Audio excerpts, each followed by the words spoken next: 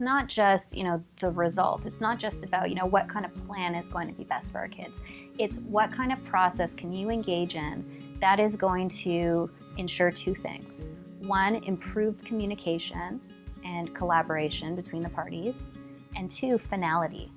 Because the worst thing for kids is continued conflict between the parents. That comes from the research. So the goal for your children is to get across the finish line, to get to that place where you've established a new dynamic, a new relationship between the two parents, and a structure and formula for going forward, so that you can establish a new normal for your kids and they can get used to that too, and everyone can move forward. Moving forward, I think, is the ultimate goal in any situation that's going to benefit your children.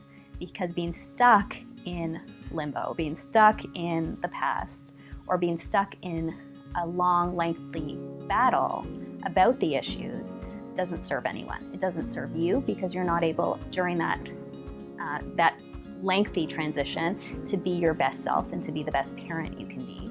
And it doesn't serve your children, because they're stuck in this no man's land.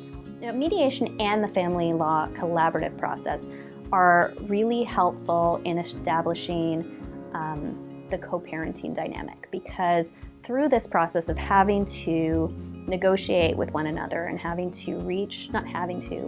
working towards reaching mutually agreeable resolution,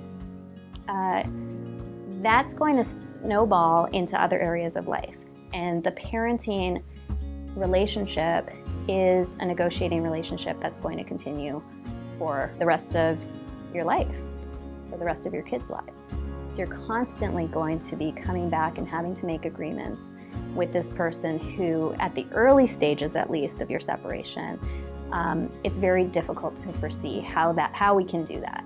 How are we going to be able to agree on anything, because we've only so far been able to agree that we don't want to be together anymore, or or one person's decided that they don't want to be with me anymore.